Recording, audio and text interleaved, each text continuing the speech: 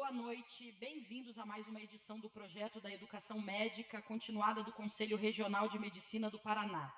Sou a doutora Catiúcia Fogaça, conselheira e representante da Regional de Cascavel. Quero cumprimentar a todos os participantes desta IMC feita em parceria com a Abramed. Temos aqui a ilustre presença do doutor Jaques Cassidori Couto, presidente da Abramed Paraná, e da doutora Débora Frances Macari, nossa palestrante, e falará sobre o tema particularidades no atendimento a incidente com múltiplas vítimas. Muito obrigado e boa aula. Boa noite. Meu nome é Jaques Cassidori Couto, sou presidente da Abramed Paraná e gostaria de agradecer a parceria do CRM Paraná e da Regional Cascavel. Quero cumprimentar a doutora Catiúcia e nossa palestrante, doutora Débora. Boa aula a todos. É com você, doutora Débora.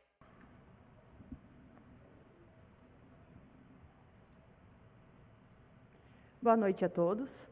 Então, hoje a gente vai ter uma breve conversa sobre incidente com múltiplas vítimas. Primeiro, um dos princípios básicos do APH, segurança de cena. Você não vai adentrar sem ter segurança de cena. Considerar a montagem de um posto médico avançado enquanto isso. Chegou, a cena está controlada? Ok, vamos iniciar a triagem. Aqui tem que ter muito cuidado. Aqui muda de um incidente normal, de um acidente. Aqui a gente tem que tomar muito cuidado para não pegar o primeiro paciente grave e esquecer do restante. Então, num primeiro caso que eu fui de incidente com múltiplas vítimas, foi um caso um pouco mais tranquilo, de vazamento de gás aqui na nossa cidade. Teve muitas vítimas, código 1, código 2, mas, graças a Deus, sem tantas vítimas graves. Porém, nesse meu primeiro incidente, a gente chega com vontade de ajudar e querer fazer as coisas. Eu cheguei, a primeira paciente que estava mais desconfortável, eu já peguei e saí da cena. Então, assim, é um médico a menos na cena, porque ao invés de triar todo o restante, viu a paciente mais grave, vamos deslocar então. Então, muito cuidado, você não vai pegar o primeiro paciente grave e deslocar. Você tem toda uma cena para gerir. Então, para isso que existe a triagem. Quando o acesso às vítimas for liberado, as equipes começam a realizar a triagem, identificando as vítimas com o cartão de triagem, com uma categorização de prioridade, e é através dessa prioridade que elas vão ser atendidas. Finalizado o processo de triagem, essas vítimas vão ser encaminhadas por ordem de prioridade lá para o posto médico avançado. Então, a gente vai ter essa triagem lá no foco, lá na cena, na zona quente, quando liberado, pela equipe do bombeiro, vai fazer essa triagem de novo no posto médico avançado, fazer a triagem de evacuação se necessário e a triagem no hospital. Ou seja, na verdade, a gente vai estar constantemente reavaliando essa vítima. Lembra, uma vítima pode ser código amarelo agora, mas em segundos ela virá código vermelho. Então, essas vítimas têm que ser constantemente reavaliadas. Então, a triagem de foco, quando que a gente vai realizar? Lá na cena, quando houver mais vítimas que socorristas. Para que realizar? Para estabelecer as prioridades. Então, quem você vai retirar lá da zona quente prioritariamente, qual o posicionamento e atendimento lá no posto médico avançado. Quando não realizar, lá no foco, situações de extremos riscos que exijam retirada rápida das vítimas para outro local seguro. Ou seja, a sua cena lá não está segura, então você tem que tirar elas rapidamente de lá. Provavelmente os bombeiros vão tirar e você vai aguardar nessa área mais segura. Por exemplo, explosão, alagamento, então você não vai lá no olho do furacão se tem risco de novos eventos. Vamos trazer essa vítima para um lugar seguro e aqui a gente faz a triagem e a reavaliação delas. Qual que é o principal método de triagem utilizado? O método START. É um método americano que é de triagem simples e tratamento rápido. Então, começa com as buscas pelas vítimas na cena. Ele é aplicado a cada vítima, mas dura até 30 segundos por vítima no máximo, classificando as vítimas em 4 prioridades de atendimento diferenciadas por cor. Então, a avaliação, primeira coisa, possibilidade de andar, abertura de via aérea, padrão respiratório, enchimento capilar e resposta a comando simples. Veja, é rápido. Rapidamente você vai avaliar menos de 30 segundos e você vai classificar se a vítima é verde, amarelo, vermelho ou no Brasil eles chamam de vítima cinza. Então, lá no protocolo START.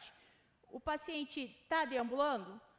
Quem tá me ouvindo, quem está me entendendo, vai tudo ali para a lona verde, que a gente vai atender vocês lá, vai dar uma atenção melhor para vocês lá. Essa é a primeira triagem. Então, você vai tirar os pacientes verdes da zona vermelha, da zona quente. Então, quem está me ouvindo, quem está me atendendo, desloca lá na lona verde, que o médico lá vai avaliar cada um de vocês. Pronto. Aí você já melhorou a sua cena.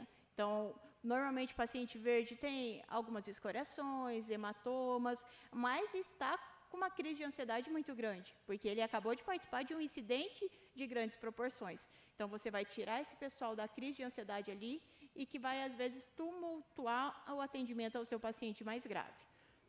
Tirou quem está deambulando. Então, você vai avaliar. O paciente respira? Não. Então, você vai reposicionar a via aérea, avaliar a liberação, às vezes não tem uma obstrução por corpo estranho. Depois desse reposicionamento, o paciente respira? Não. Então, ele é classificado como preto ou como cinza. Depois desse reposicionamento, ele respira? Sim. Então, é classificado como vermelho. Tá, então, voltando lá, ele respira. Quanto que respira? Mais do que 30? Sim, então é vermelho. Menos do que 30? Então, vamos reavaliar. Então, veja, aqui você não vai olhar o padrão respiratório, não vai olhar se está com bradipneia. Aqui o número é 30. O paciente respira mais do que 30, então ele é classificado como vermelho. Menos do que 30, você vai reavaliar. Vai avaliar o enchimento capilar ou presença de pulso periférico. Se o paciente não tem pulso periférico ou enchimento capilar é mais do que 2 segundos, ele é classificado como vermelho. Se é menos de 2 segundos, você vai avaliar se ele responde a comandos simples, como aperta a mão, coloca a língua para fora. Se ele responde, ele é classificado como amarelo. Se ele não consegue responder a comandos simples, ele é classificado como vermelho. Então, essa categorização, o vermelho é para vítimas que precisam de atenção imediata para a sobrevivência.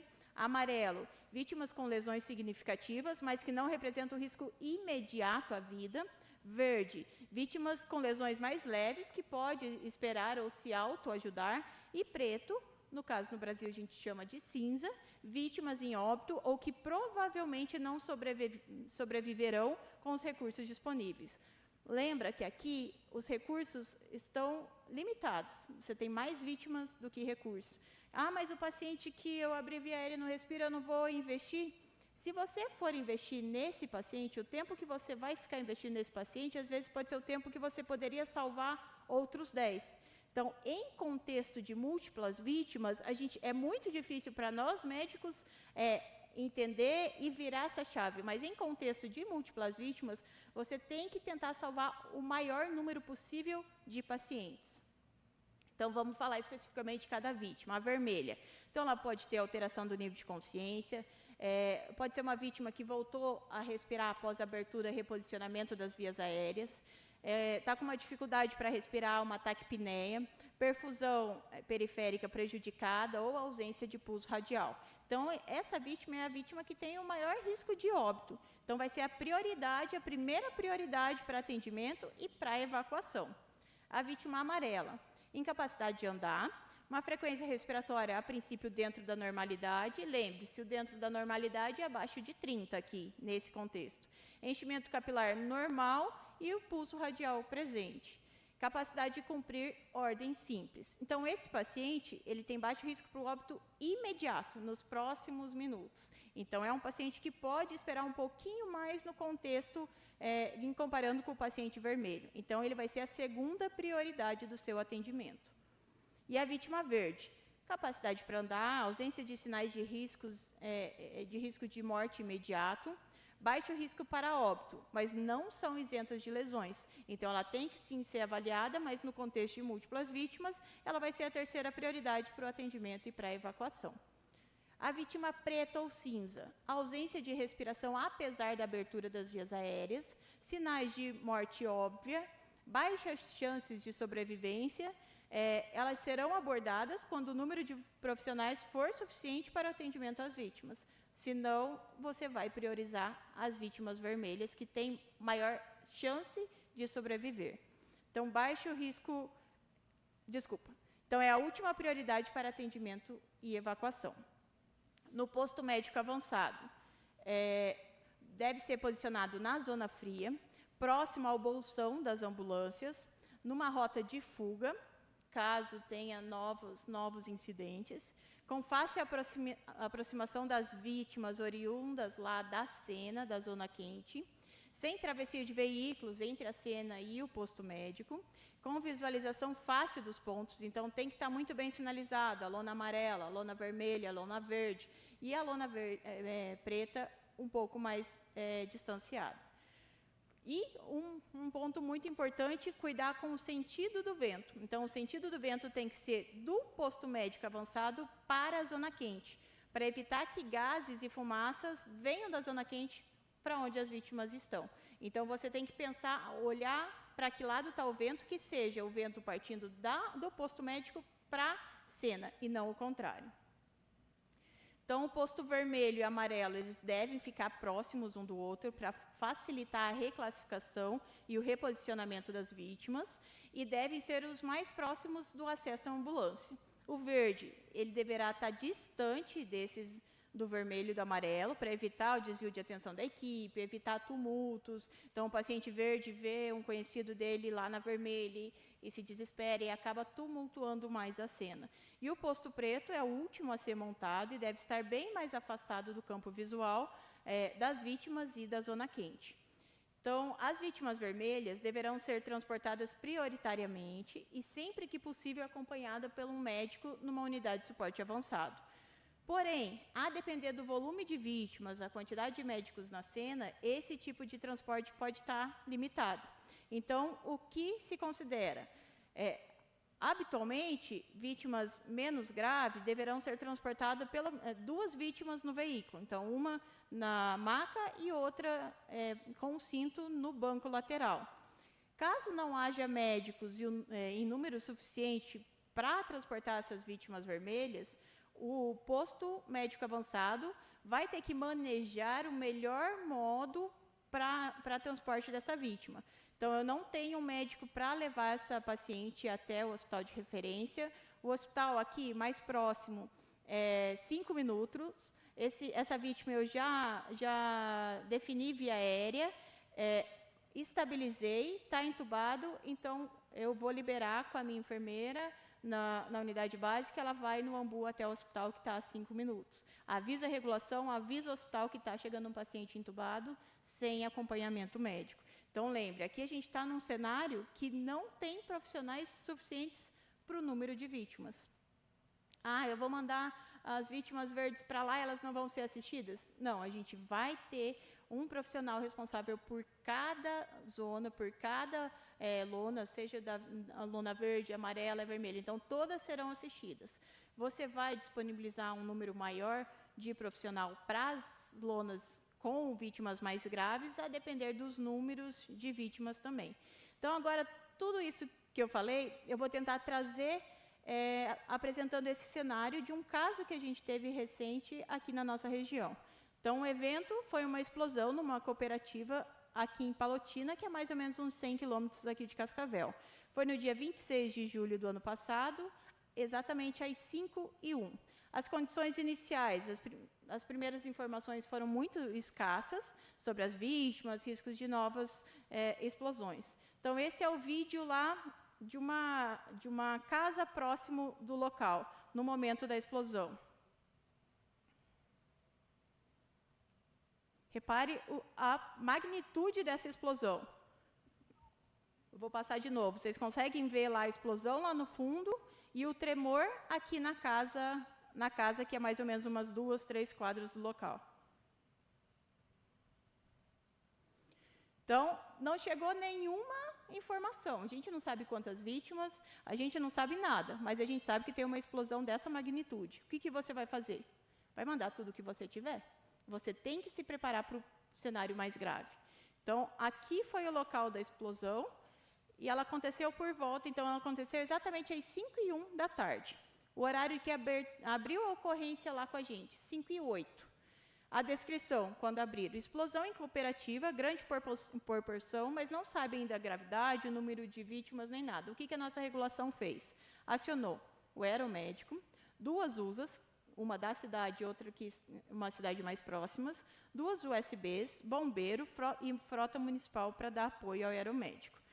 Então, a abertura da ocorrência na central de regulação, ela é muito importante, o quanto antes, melhor. Veja, a explosão aconteceu 5h01, a ocorrência só abriu com a gente 5h08, então foram 7 minutos aí que a gente já poderia estar em deslocamento, né?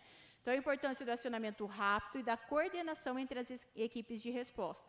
Então, o relato inicial foram algumas informações vagas, mencionando uma possível explosão, sem nenhuma ideia de quantas vítimas, se tinha vítimas ou não. Qual foi a ação? Acionamento imediato dos recursos disponíveis, incluindo o Corpo de Bombeiro, USA, USB, e a decisão crítica. O colega da regulação solicitou para a gente apoio do aeromédico. Isso era 5h08. Na época, em julho, o pôr do sol é próximo das 6 horas aqui. E o aeromédico só trabalha do nascer ao pôr do sol. Palotina, fica, a depender do vento, fica mais ou menos de 25 a 30 minutos aqui de Cascavel, só de deslocamento. Ou seja, na hora que abriu a ocorrência, nem foi o horário que eles anotaram tudo e pediu para a gente. Na hora que abriu a ocorrência, se fosse calcular, já não tinha mais tempo hábil para o aeromédico. Mas devido à proporção do acidente, da magnitude, foi optado em conjunto, regulação, equipe de bordo e comandante, por deslocar.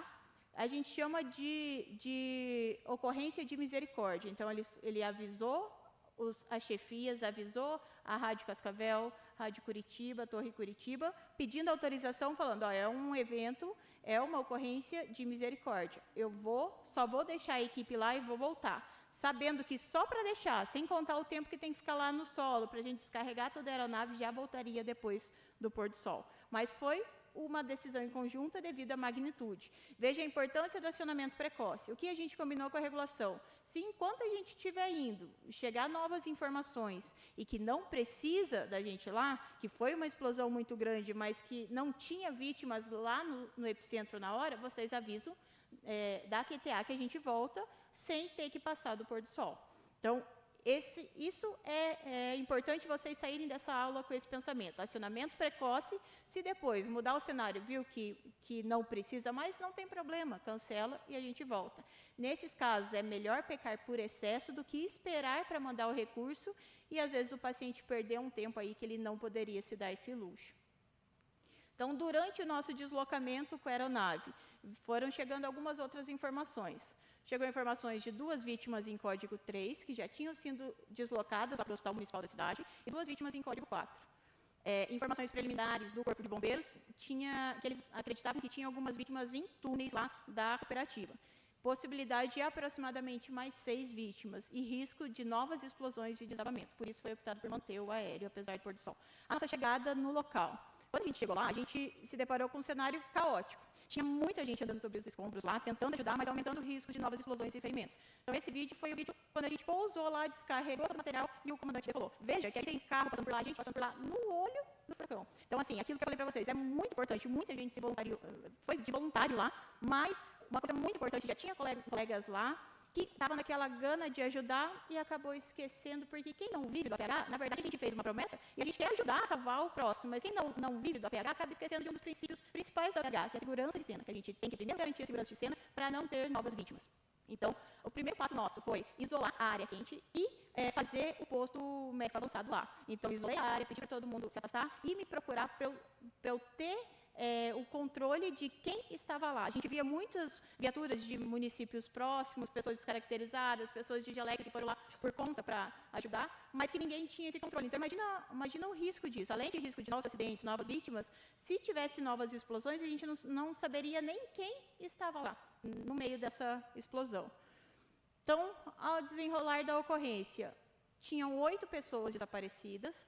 E olha o problema aqui, a sala onde eles faziam o controle de acesso ao túnel também explodiu.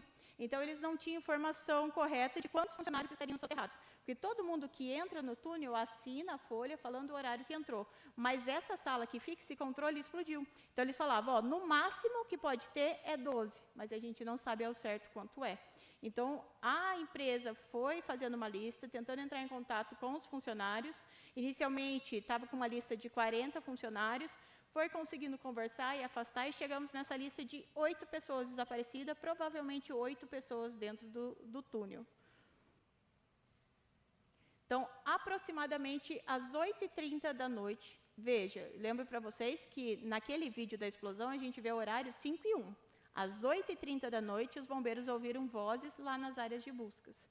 Então, a gente já se programou para, tem gente vivo lá, então a gente vai entrar para resgatar.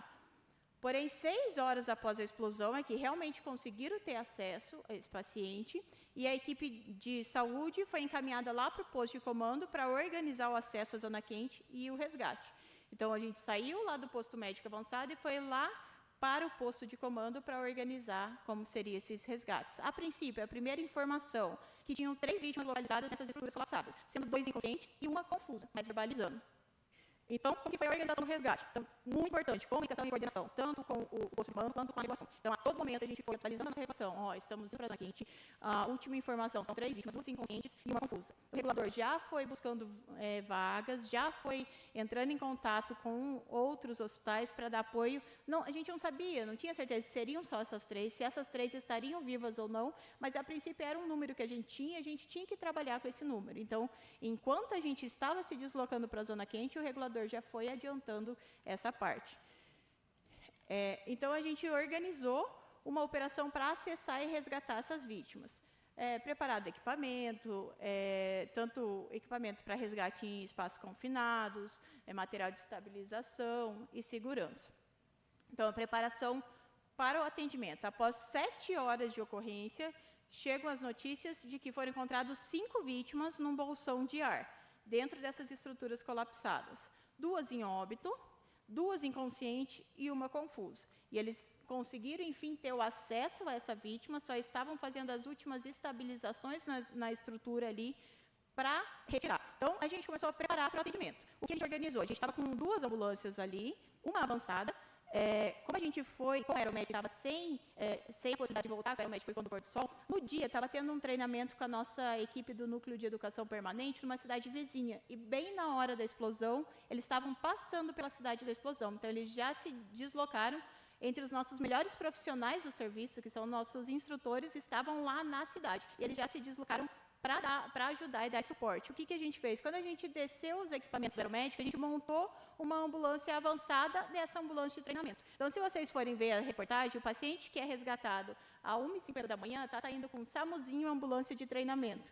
A gente improvisou uma ambulância avançada para atender esses pacientes. Fora essa ambulância, a gente teve uma outra ambulância básica, extra, e os coordenadores, enfermeiros coordenadores, também estavam lá para ajudar. Além disso,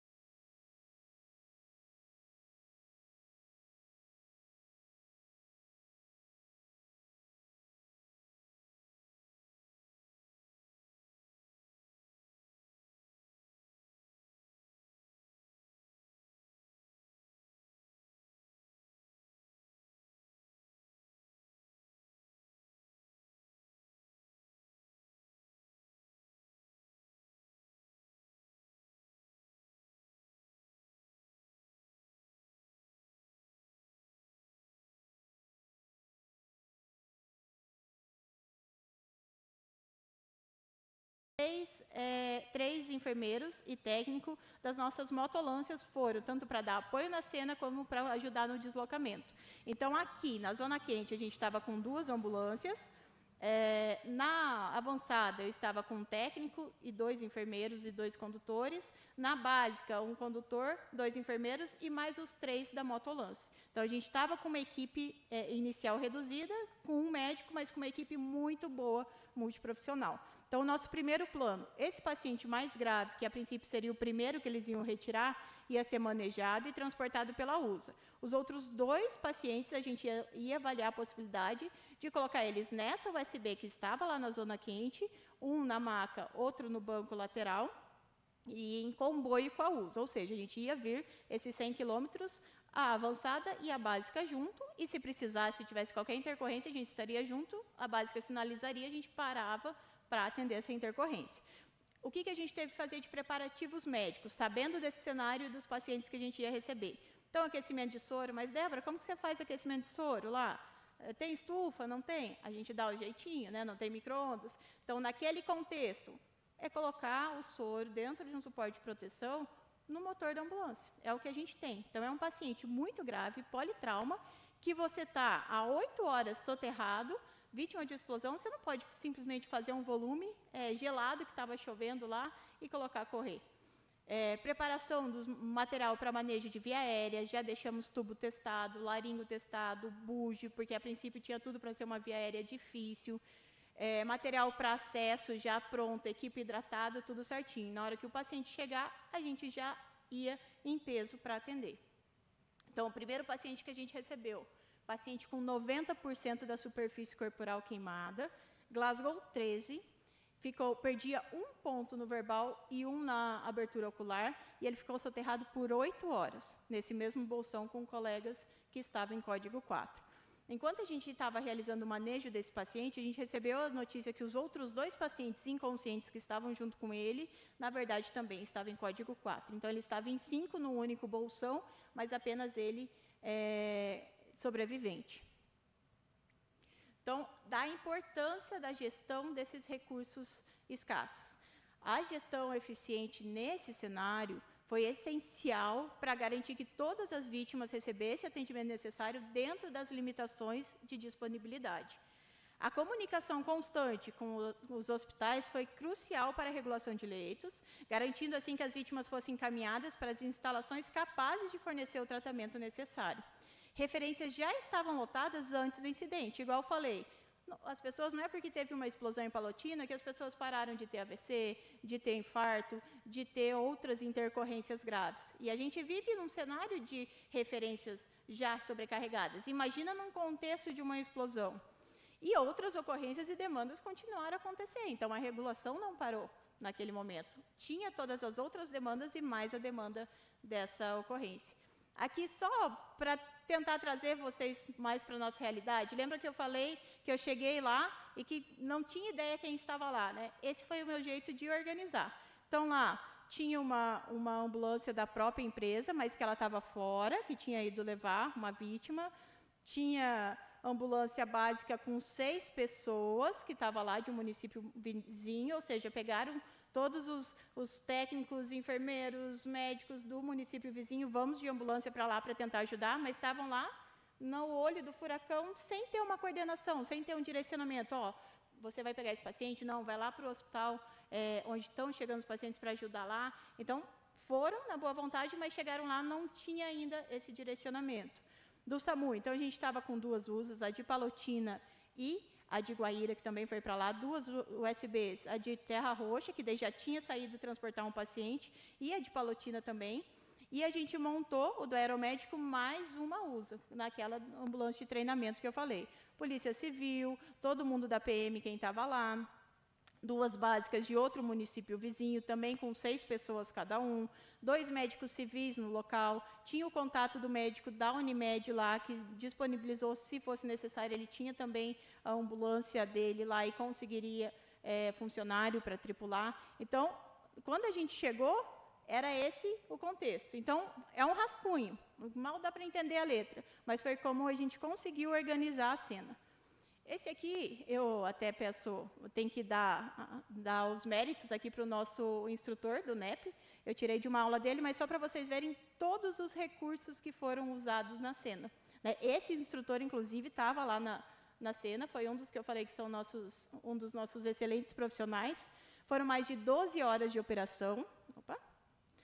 2 ambulâncias avançadas, 4 básicas, uma equipe do Núcleo de Educação Permanente, 3 motolâncias, 2 viaturas de supervisor com os coordenadores, 2 caminhões do Corpo de Bombeiros, tanto Cascavel e Palotina, mais um carro oficial do Corpo de Bombeiros, 4 guindastes, equipe do GOST do Corpo de Bombeiros, equipe de busca e salvamento com cães, 8 viaturas das frotas municipais, as ambulâncias descaracterizadas e mais o aeromédico embarcado com a equipe do NEP. Então, só resumindo, foram um total de 15 vítimas. sendo desse 8 óbitos, 7 vítimas graves, reguladas e atendidas pelo SAMU, diversas outras que foram encaminhadas por meios próprios e por serviços de saúde voluntários antes da chegada da equipe do aeromédico, antes de a gente conseguir organizar a cena. Inclusive, um desses chegou em estado gravíssimo ao hospital terciário, aqui da nossa região, aqui em Cascavel, depois de 4 horas do incidente e sem o manejo primário. Ou seja, naquela gana de querer ajudar, viu um paciente muito grave, lembra que eu falei, chegou, não para no paciente mais grave, vai ver a cena. Viu um paciente muito grave, uma ambulância desses municípios vizinhos que foram para ajudar, acabou, mesmo sem o médico, sem ter o suporte avançado, pegou esse paciente porque viu, encontrou ele muito grave e deslocou. Então, ele chegou em Cascavel 8 e pouco da noite no nosso hospital de referência. Podia ter tido atendimento lá.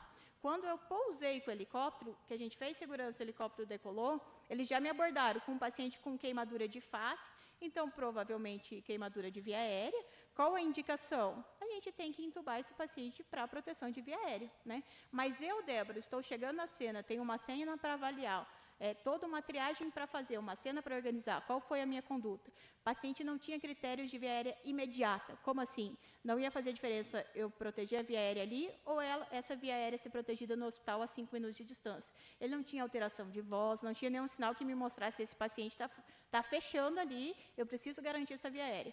Qual foi a minha conduta? Avaliei ele, passei todo o caso para regulação, falei, o paciente precisa ir para o hospital terciário, mas ele pode receber o primeiro atendimento no nosso hospital aqui próximo, mas avisa o plantão lá que o paciente está indo, assim, tem uma queimadura de via aérea e vai precisar definir via aérea para esse paciente. Então, com o médico ciente lá, quando o paciente chegou, já estava tudo preparado.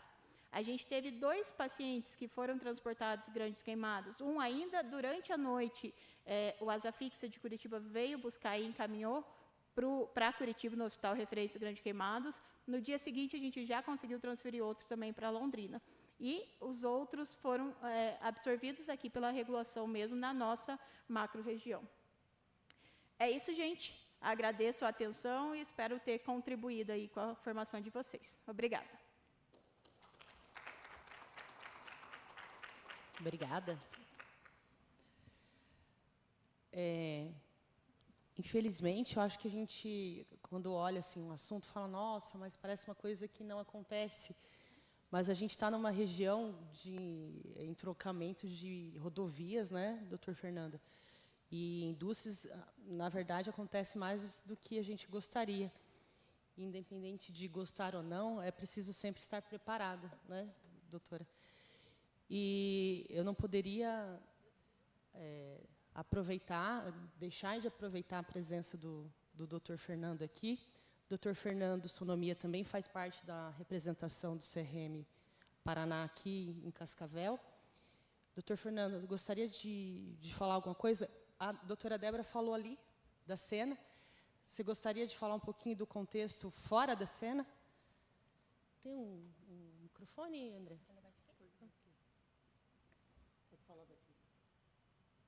Pode falar aqui. Aproveitar a presença e também já agradecer, né? Nós temos colegas aqui presentes fisicamente, isso dá uma força e uma alegria aqui para a gente. Então, boa noite. Vamos contribuir um pouquinho aqui para vocês o que é uma ocorrência complexa dessa dentro da regulação. Eu lembro certinho como foi a ocorrência, porque houve a explosão e o prefeito da cidade é médico, ele era o presidente do CONSAMU, né, do SAMU, da região oeste, e ele me ligou, falou, teve uma explosão aqui, eu preciso da ajuda de vocês. A primeira coisa que nós fizemos, falei assim, prefeito, eu preciso falar com o seu secretário de saúde. Liguei para o secretário de saúde e falei, o que você tem de estabelecimento de saúde aí? Eu vi a explosão, mandaram aquele videozinho para mim. Eu falei, na hora eu falei, deve ter umas 100 vítimas. Eu fiquei impressionado com a explosão. Falei, deve ter umas 100 vítimas. Expliquei para eles o seguinte, eu preciso que você traga todos os seus médicos do hospital que tiverem disponível para atender no hospital. Porque nós não sabemos o nível de complexidade ainda desse acidente. Eu preciso também que você pegue todos os seus médicos dos postos de saúde, que agora já estão fechando, e traga ele para um posto central para atender os códigos UNS. Porque eu falei, se tiver muita vítima, com pequenos raladinhos e tal, queimaduras pequenas, dá para resolver num posto central de saúde, onde não você dá vazão ao atendimento de pequena complexidade e concentra o hospital para atender os pacientes mais graves. Neste momento, a Débora chegou lá e falou, Fernando, crítica a coisa aqui. Vai precisar de leito. O que a gente fez? Ligamos para o Estado. Preciso do avião, o avião do Estado, para vir buscar paciente aqui. Liguei para a regulação do Estado, lá a Central Master Regulação. Falei, preciso de 4 leitos de queimados, pelo menos, para agora. O aeroporto de Toledo estava fechado, que é onde pousaria. Chovendo e fechado. Eu liguei para o chefe do gabinete do Estado do Paraná, falei, preciso que você abra o aeroporto de Toledo. Mande uma ordem para abrir o aeroporto de Toledo. Foi aberto. Falou, está aberto e o avião está indo.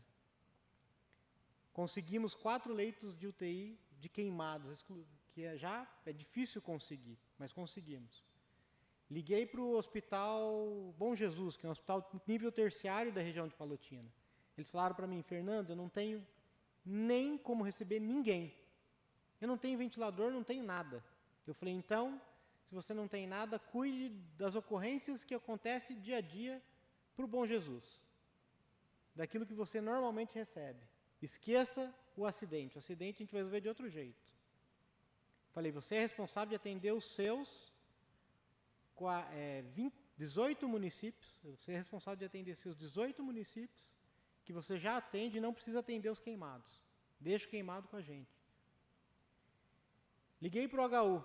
Falei com o diretor do HU. Ele falou, não, aqui não tem lugar. Falei assim, então recebe 1 para mim. 1. Liguei para o Policlínica de Cascavel. Eu falei, quantos leitos você tem? Eu tenho 8. Falei, então, esses aí são meus agora. Ela falou, por quê? Teve uma explosão, deve ter umas 100 vítimas. Ela falou, não, Fernando, o que você precisar mandar, não tem o que a gente fazer, vamos receber. Liguei para o São Lucas. Eu falei, preciso de 4 leitos. Você tem 4? Tenho 4. Segura esses 4, são meus. Porque eu não sabia quantas vítimas teríamos. O HU recebeu 1, o Hospital de Retaguarda recebeu 1, o Hospital de Retaguarda, Cascavel, recebeu 1, o Hospital de Palotina ficou com 1 grave, Policlínica recebeu alguns, não vou contar agora, e o São Lucas também recebeu. Isso a gente ainda tinha todas as outras ocorrências que normalmente acontece, o infarto, o acidente aqui da esquina, a facada, o tiro, o atropelamento, isso tudo acontecendo igual. Conseguimos, né, Débora? Conseguimos. Transferimos um direto para Curitiba, no outro dia, um foi para o HU de asa rotativa, que é o helicóptero, outro foi de USA, a gente levou de USA, né? A operação foi gigantesca. Eu tenho a felicidade de 14 anos trabalhar no SAMU e conviver com isso. Nesse dia, eu não imaginei que ia acontecer um dia desse, que a gente ia ter um acidente nesse nível de complexidade. Inclusive, tive, até lá na Força Nacional do SUS, fiz um treinamento com eles em Curitiba. O Jacques estava lá, a gente fez treinamento juntos. A gente falou, não, mas isso não vai acontecer nunca, né? A gente imagina assim, isso não vai acontecer nunca. E aconteceu. Aconteceu na região, pode acontecer a qualquer momento. E a gente precisa estar alinhado com todas as forças. Jacques, nesse dia, a operação aconteceu SAMU, Bombeiro, Defesa Civil, frotas municipais, regulação de leitos, regulação urgência e emergência SAMU, a aeronave asa fixa, asa rotativa, todas as equipes trabalhando em conjunto para ter um desfecho que poderia ter sido muito mais desfavorável, mas foi um desfecho triste, com 11 óbitos no final, né, de vítimas lá, mas com muitas pessoas atendidas. E numa região que a gente fala assim, Jacques, não tem leito, a gente sabe disso, a dificuldade que a gente tem de ter leito, né, de ter essa disponibilidade, e a gente conseguir, numa situação complexa dessa, de conseguir 20 leitos de UTI. Eu lembro que o coronel Araújo, que é meu amigo, que é o comandante do bombeiro, que estava lá na cena, junto com a Débora, que brilhou lá na cena, fez um trabalho fantástico, a Débora. Ele falava assim, doutor, vai ter mais uma vítima. Eu falei, coronel, fica tranquilo que leito tem. Transporte tem, as avançadas estão aí, leito tem, vai para a zona, para o local de referência, e por falta disso não vai ter problema, né? Então, assim, foi uma experiência fantástica.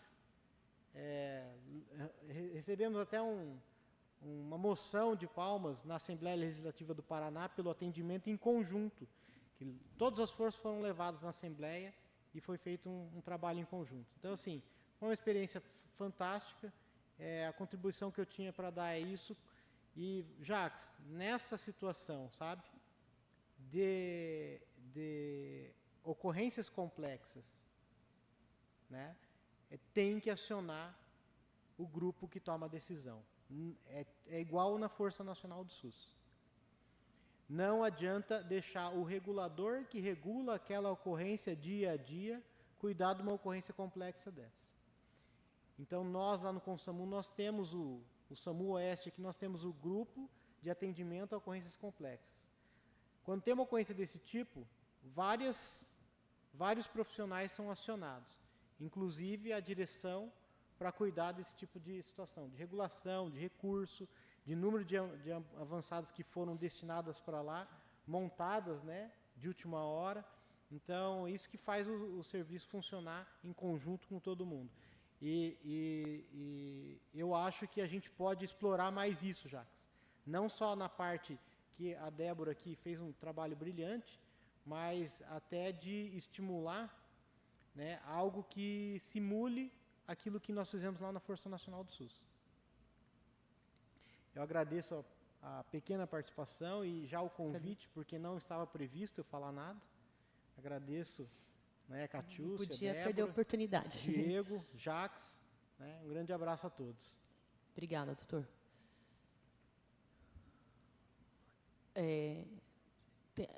Vamos ver, tem pergunta ali para ler, André? Oi?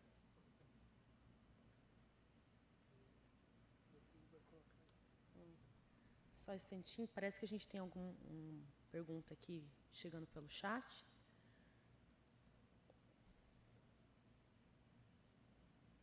Alguém aqui presente tem alguma pergunta, quer fazer alguma participação?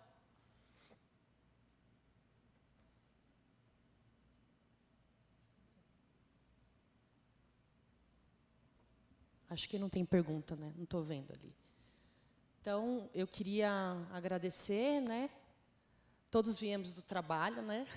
Nós estávamos trabalhando, mas esse momento eu acho muito importante essa iniciativa de ter uma educação continuada, essa parceria que a gente tem do CRM com a Abramed.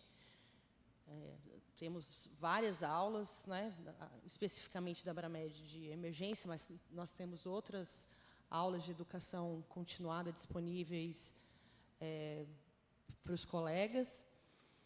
E, especificamente sobre esse assunto, doutora Débora, eu estou falando doutora Débora, mas ela é minha colega de trabalho. Eu falo que ela é referência. Desde que eu era graduanda, ela já estava na residência. Para mim, ela é uma referência como médica emergencista. É o tipo de assunto que é melhor estar muito bem preparado e não precisar do que ter uma ocorrência e não estar preparado, né? Muito importante esse assunto. Dr. Jacques, oportunidade de falar alguma coisa antes do encerramento? Obrigado mais uma vez ao CRM Paraná pela parceria, e a Abramed Paraná está de portas abertas a todos. Boa noite. Até o próximo evento.